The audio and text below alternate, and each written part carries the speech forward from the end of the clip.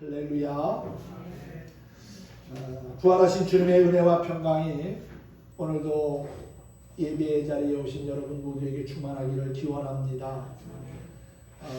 밑 빠진 항아리에 물을 채울 수는 없습니다. 하지만 밑 빠진 항아리를 강에 담그면 강물에 잠긴 항아리에 물이 가득하게 되지요. 밑 빠진 항아리와 같은 우리 인생일지라도 우리가 그리스도 안에 있으면, 그리스도의 넓은 품 안에 안기면 내 삶에 주님의 은혜가 충만케 될 줄로 믿습니다. 부활하신 예수님을 믿고 그분의 인도하심을 따라 살아가는 것, 그것이 우리의 삶에 가장 가치 있고 또한 행복한 삶의 길이라고 믿습니다. 하나님의 사랑에 매여 그분이 이끄시는 거룩한 삶의 주인공이 되길 바랍니다. 누가 주장이 되어야 할까라는 그림책이 있습니다. 늙은 인디언 주장이 새로운 주장을 뽑기 위해서 3명의 젊은 인디언을 산으로 보내며 각자 자신이 생각하기에 가장 귀한 것을 찾아오라고 했습니다. 한 인디언은 병을 고칠 수 있는 약초를 가지고 왔습니다. 또 다른 인디언은 귀한 보석을 찾아서 가지고 왔습니다. 하지만 마지막 인디언은 어려움에 빠진 사람을 도와주느라 아무것도 찾지 못한 채 마을로 돌아왔습니다. 그런데 늙은 인디언 주장은 아무것도 찾아오지 못한 그 3번째 젊은 인디언을 자신의 후계자로 지목을 했습니다. 생명을 소중히 여기는 마음이 가장 귀하기 때문입니다. 생명을 소중히 여기는 마음은 사랑에서 시작되는데 그 사랑은 세상의 어느 것과도 비교할 수 없는 가장 귀한 거라는 사실이지요. 가장 위대한 사랑을 우리에게 보여주신 분이 바로 하나님이십니다. 할렐루야.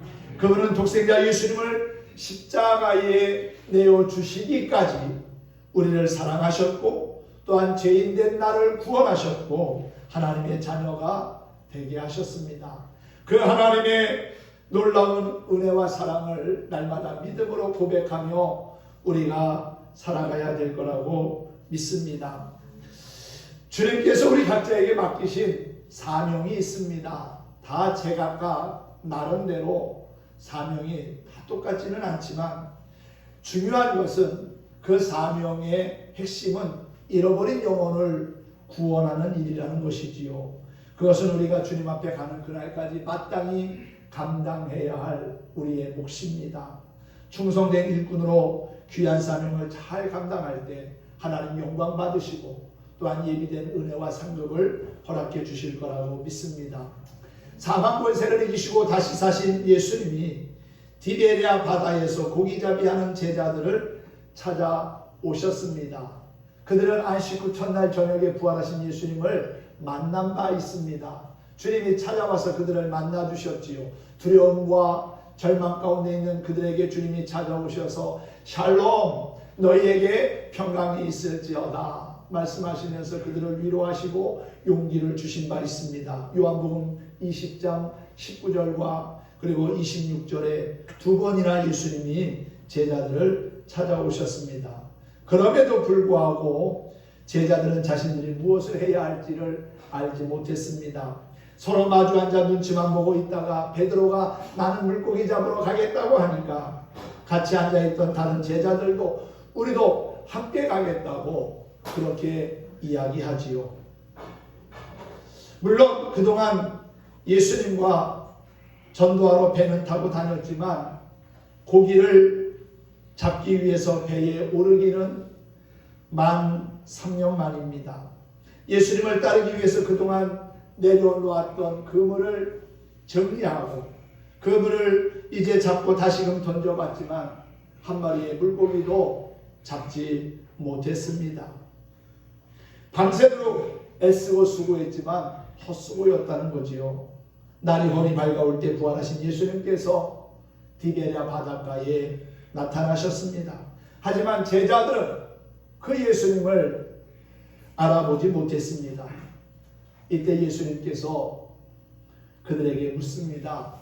얘들아 너희에게 고기가 있느냐? 그러자 제자들이 예수님의 목소리를 알아듣지 못하고 없나이다 라고 대답을 하지요.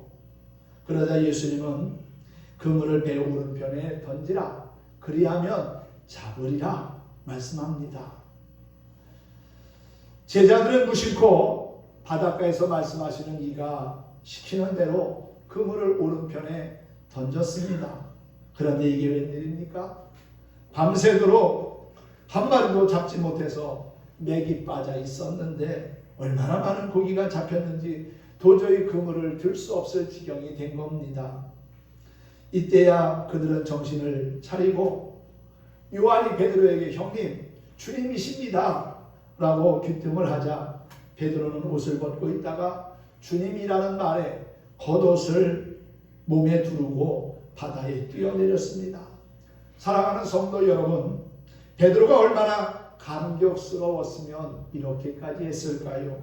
베드로는 본래 성격이 다혈질적이어서 감정적이고 급하기 때문에 예수님이라고 하는 말을 듣는 순간 그저 빨리 예수님을 만나고 싶어서 바다에 뛰어내린 것이 아닌가 하는 생각을 해봤습니다. 다른 제자들은 작은 배를 타고 고기가 많이 잡힌 그물을 끌고 육지로 올라와서 정리를 합니다. 물고기 한 마리 한 마리 세보니까 큰 물고기가 153마리나 잡힌 겁니다. 이때 예수님께서 바닷가에 숯불을 피우고 생선과 떡을 준비해 놓으셨습니다. 예수님께서는 조반을 같이 나누고자 하시면서 미리 준비한 물고기와 떡을 나누어 주셨습니다. 그도 그럴 것이 밤새도록 그물을 던지고 올리고 물고기를 잡으려고 애썼으니 얼마나 피곤하고 시장했겠습니까? 주님의 죽으심을 지켜보고 낙심하고 맥이 빠져 일이 손에 잡히지 않아서 실패만 거듭하는 제자들에게 부활하신 예수님이 나타나셔서 자신들과 함께 조반을 나누어 먹게 되었으니 참으로 감격스러웠을 겁니다. 저희가 조반을 끝낸 후에 예수님께서는 시몬 베드로를 따로 불러놓고 말씀하시지요. 오늘 주님과 베드로가 나눈 대화의 내용이 본문의 말씀입니다. 요한의 아들 시몬아, 내가 다른 사람들보다 나를 더 사랑하느냐? 예수님의 말씀은 내가 나를 사랑하느냐 하는 아주 짧고 단순한 질문이었습니다. 그 질문에 베드로가 뭐라고 대답합니까? 주님, 그러하나이다. 내가 주님을 사랑하는 줄 주님께서 아시나이다. 그러자 예수님이 내 어린 양을 먹이라 말씀하지요. 이와 같은 대화가 3번 계속 반복됩니다. 예수님의 물으심에는 매우 크고 깊은 뜻이 내포되어 있습니다. 예수님께서 디베랴 바닷가에 나타나셔서 베드로에게 네가 나를 사랑하느냐고 하신 말씀이 저와 여러분에게 은혜가 되고 축복이 되기를 바랍니다. 예수님께서 베드로에게 요한의 아들 시몬아, 너 왜 나를 모른다고 부인했냐? 왜 나를 배신했냐? 왜 저주하고 비겁하게 도망갔냐? 야단하거나 책망하지 않았습니다. 그저 베드로에게 한마디 하신 말씀이 내가 나를 사랑하느냐라는 물음이었지요. 그리고 내 양을 먹이라, 내 양을 치라. 그가 해야 할 사명이 있다는 것을 다시 한번 확인시켜 주신 겁니다. 한편 예수님께서 베드로를 부르실 때 그의 이전의 이름인 시몬이라고 부르셨지요. 이는 그를 위한 주님의 은혜가 얼마나 놀라운 사실인지 기억하게 하시기 위한 것인 것 같습니다. 부활하신 주님은 베드로에게 개인적으로 접근하시면서 말씀하셨습니다. 우리는 예수님의 모습에서 베드로를 사랑하시는 주님의 마음을 읽을 수 있습니다. 원망하는 것이나 섭섭하게 생각하는 것이나 또는 비꼬는 것이 아니라 사랑스러운 눈으로 그를 보시면서 부드러운 음성으로 그에게 말씀하시고 계심을 알게 됩니다. 예수님은 베드로를 책임 추궁하며 책망하는 자세로 결코 말씀하지 않았습니다. 예수님을 뵙자 너무 반갑고 감격스러워 물에 뛰어들기는 했지만 예수님을 가까이에서 뵙고 나니 베드로는 지난 날의 일들이 생각나서 미안하기도 하고 죄송스러울 뿐이었습니다. 예수님은 그런 베드로의 심정을 너무나 잘 알고 계셨기에 그의 마음에 당황할 만한 말씀을 아예 꺼내시지도 않으셨습니다. 그리고는 요한의 아들 시몬아, 내가 나를 사랑하느냐라는 질문만을 하시지요. 요한의 아들 시몬아, 회개하라, 그렇게 말씀하지 않았다는 겁니다.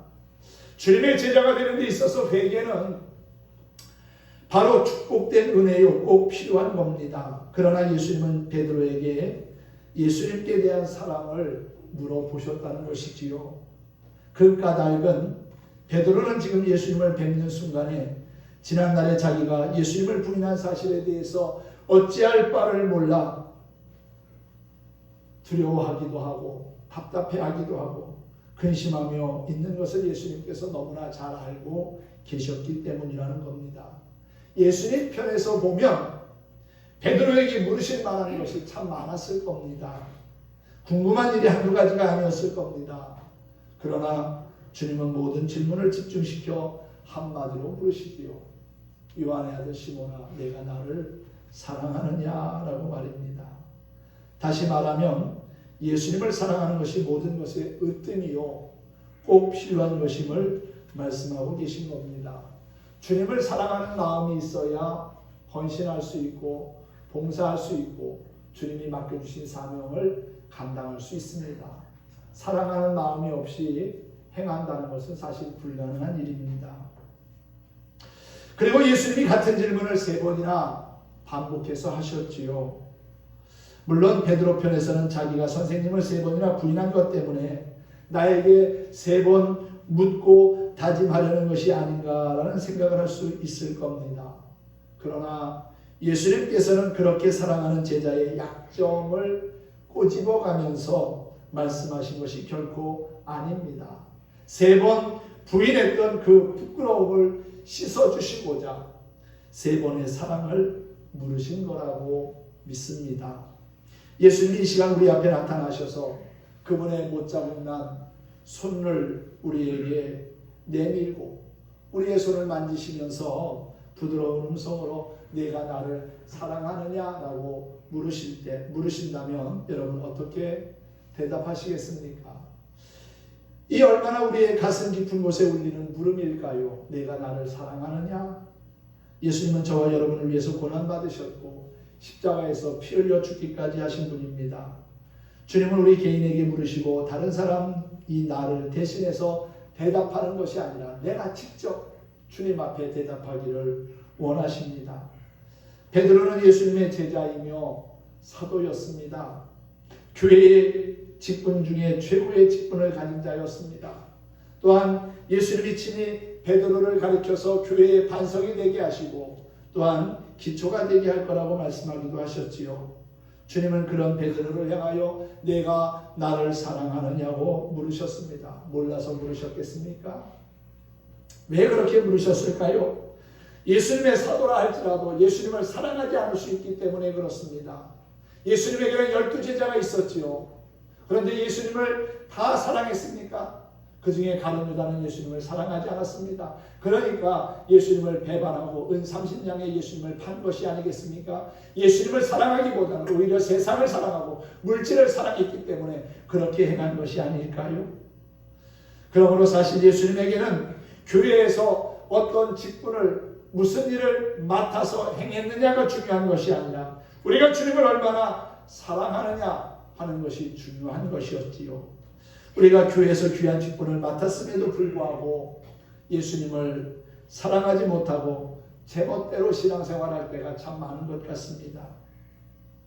나중에 주님 앞에 서면 내가 세상에서 무슨 일을 했느냐, 얼마나 큰 직분을 맡아서 감당했느냐, 주님이 그렇게 묻기보다는 내가 나를 얼마나 사랑했느냐 그렇게 물으시지 않겠습니까? 베드로와 야고보, 요한은 예수님의 제자들 가운데서도 가장 주님의 사랑을 받았던 제자들입니다. 그들은 주님께서 다른 사람이 보지 않게 행하는 이적도 보았습니다. 주님께서 변화산에 올라가실 때도 이 세 사람만 데리고 올라가셨고, 그래서 세상 말로 형용할 수 없는 예수님의 변형된 모습을 보게도 하셨지요. 회당장 야이로의 죽은 딸을 살릴 때도 다른 사람은 다 내보내시고 이 세 사람, 베드로, 야고보, 요한, 이 사람들이 지켜보는 가운데 기적을 행하셨습니다. 그들은 겟세마네 동산에서 주님께서 고민하시면서 기도하시는 모습도 지켜봤습니다. 이렇게 주님의 은총을 한없이 입은 사람이었지만 주님께서는 네가 나를 사랑하느냐고 그렇게 물으셨어요. 다시 말하면 우리가 무엇을 보고 무엇을 받고 또한 무엇을 즐기느냐 하는 것이 중요한 것이 아니라 주님을 얼마나 사랑하느냐 하는 것이 가장 중요하기 때문이라는 사실이지요. 베드로는 누구보다도 적극적으로 예수님을 믿고 따랐던 사람입니다. 하지만 예수님이 네가 나를 사랑하느냐고 묻습니다. 어떻게 보면 주님의 물음이 베드로에게는 부담스러울 수도 있었을 겁니다. 그것도 한두 번이 아니라 세 번이나 물으셨으니까 말이지요. 세 번째 질문 앞에 베드로는 근심하였다는 표현을 합니다. 베드로가 근심하여 이르되 주님 모든 것을 아시오매 내가 주님을 사랑하는 줄을 주님께서 아시나이다. 여러분 그렇습니다. 베드로는 주님을 위해서는 무엇이든지 하려고 마음 먹었고 실제로 행했던 사람입니다. 예수님이 갈릴리 바다 위로 걸어오실 때 크게 소리 지르기를 만일 주님이시거든 저를 명하여 바다 위로 걸어오게 하소서 말씀할 때 직접 바다 위로 뛰어내렸던 사람이기도 하지요. 열심과 열정이 남달랐던 제자가 바로 베드로입니다. 오늘 본문에서도 부활하신 주님이 바닷가에 서신 것을 알았을 때 그는 버섯겉옷을 입고 겉옷을 두른 채 바다에 뛰어들어가 예수님이 계신 곳을 향하여 걸어갔습니다. 이렇게까지 열성적인 베드로에게 주님이 네가 나를 사랑하느냐고 재차 물으신 겁니다. 이는 열심히 일하고 봉사하는 것도 주님을 사랑하는 마음을 가지고 해야 한다는 것을 다시 한번 확인시켜준 것이라고 보여집니다. 그는 주님께서 너는 나를 따르라고 말씀하실 때 주저하지 아니하고 앞뒤를 생각하지 않고 고기 잡던 그물과 배를 버려두고 예수님을 3년 동안이나 온전히 쫓았던 사람이기도 하지요. 주님을 위해서는 모든 것을 다 내려놨던 사람입니다. 그만큼 충성스럽게 주님을 따랐으며 주님을 위해서는 어떠한 고난도 받을 각오가 되어 있었습니다. 그런데 주님은 베드로에게 내가 나를 사랑하느냐고 묻습니다. 베드로는 주님의 이름으로 무슨 일이든지 사양하지 않고 헌신했던 사람이지요. 그는 주님의 이름으로 복음을 전파했습니다. 주님의 이름으로 귀신을 쫓아내기도 했습니다. 주님의 이름으로 병든 사람을 낫게 하기도 했습니다. 놀라운 일들을 행했습니다. 그럼에도 불구하고 주님을 사랑하는 것이 확인되어야만 했습니다. 말하자면 주님의 이름으로 성공한 사람일지라도 주님은 그의 마음을 알고 싶어 하셨다는 것입니다. 우리가 다른 사람에게 복음을 전하고 봉사하고 헌신한다고 하지만 주님을 진정으로 사랑하지 않으면 그 모든 사랑의 수고는 헛된 것이 되어져 버리고 맙니다.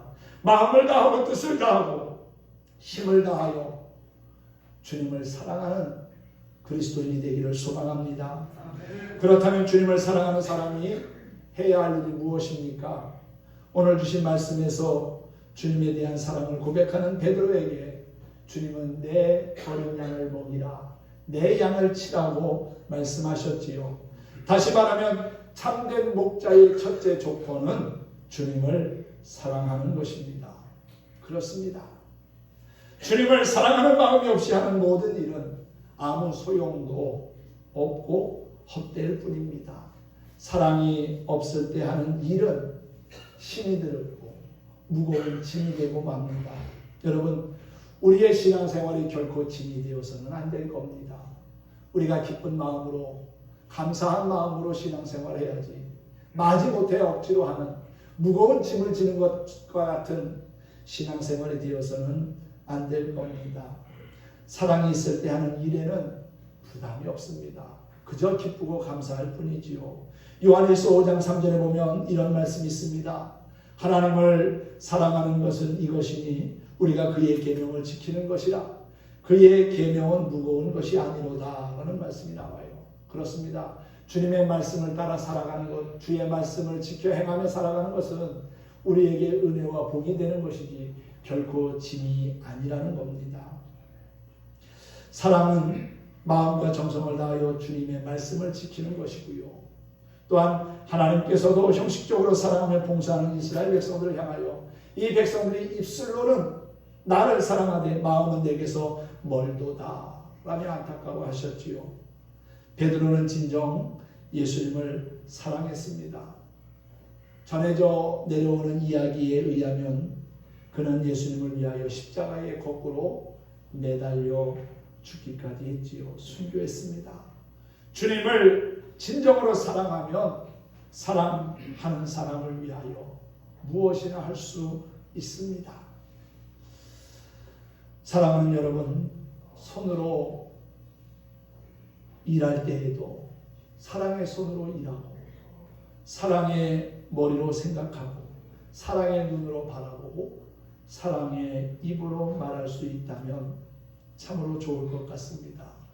이렇게 할 때에 우리는 능력 있는 그리스도인으로 사명을 감당하며 하나님의 존귀한 일꾼으로 살아가게 될 거라고 믿습니다. 예수님의 마음을 갖고 나누고 섬기고 사랑하는 그리스도인이 되기를 바랍니다. 주님을 사랑하는 사람은 자신의 사명이 무엇인지를 알고 그 사명을 감당하기 위해 최선을 다합니다. 빈 마음을 가지고 사명을 감당하는 것이 아니라 주님을 사랑하는 마음을 가지고 그렇게 사명을 감당한다는 것이지요. 부활하신 예수님을 우리의 마음속에 다시 한번 영접하고 내게 맡겨주신 사명을 잘 감당하고자 다시금 결단하는 저와 여러분이 되었으면 합니다. 요한의 아들 시모나라고 하는 찬양을 함께 부르면서 오늘 말씀을 마치겠습니다. 주님께서 여러분에게 나를 사랑하느냐 하고 물으신다면 어떻게 대답하시겠습니까? 주님을 우리에게 맡겨진 영혼을 돌보고 사랑하라고 하십니다. 주님을 사랑하는 마음이 있을 때 그 사명을 온전히 감당하게 될 거라고 믿습니다. 함께 찬양하겠습니다.